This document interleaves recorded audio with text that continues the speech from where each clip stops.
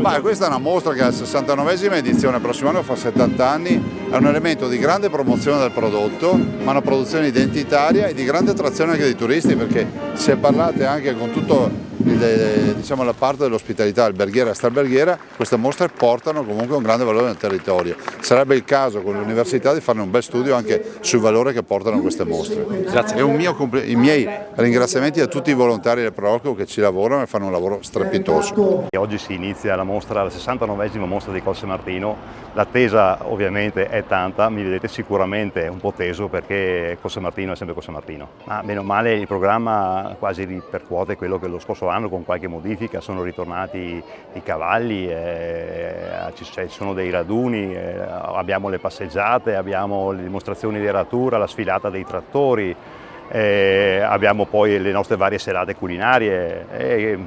Il programma è piuttosto ricco e anzi invito tutti quanti a prendere il libretto, il nostro storico libretto, e visitare tutto il programma. Sì, allora devo fare un plauso ai miei ragazzi perché credetemi, al giorno d'oggi a fare intanto associazione è molto difficile e questi ragazzi ormai da parecchi mesi, anzi dirò anche da prima di inizio anno, che ci si trova per organizzare il tutto, per perfezionare il tutto e per mantenere ciò che è sempre stato Colsemartino. Un fiore all'occhiello per il nostro territorio, 69 anni, una grande manifestazione, un ringraziamento appunto alla Proloco, al Presidente, ma a tutti quanti quei produttori che fanno grande il nostro territorio, un territorio appunto riconosciuto a patrimonio dell'umanità, per la quale ogni giorno lo celebriamo, per cui grazie veramente di cuore per l'impegno, la passione, la determinazione, e buona mostra, e viva Colsemartino e viva il Conegliano Valdobbiadene.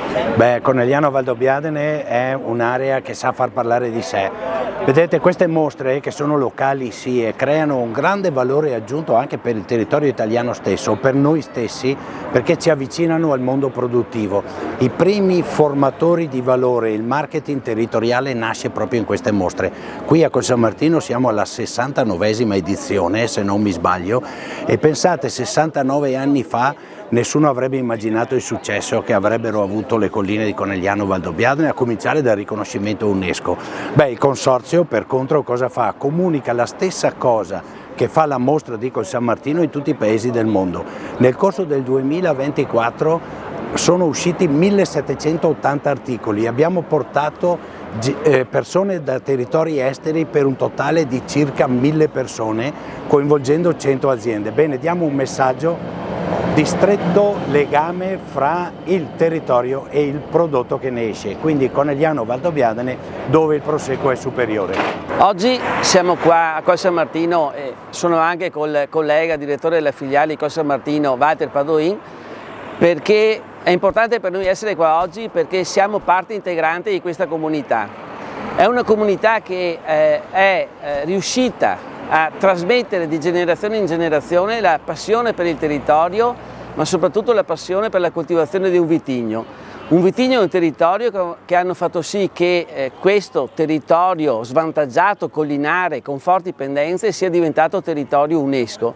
Quindi un riconoscimento al valore di questi imprenditori agricoli che con tenacia e perseveranza in tutti questi anni sono riusciti a raggiungere veramente non solo un valore aggiunto dal punto di vista territoriale con il loro prodotto, con il prosecco di OCG di Conegliano Valdobbiadene, ma sono riusciti a mantenere integro questo territorio per le generazioni future. E quindi come Banca Prealpi San Biagio non possiamo che essere orgogliosi di appartenere a questa comunità.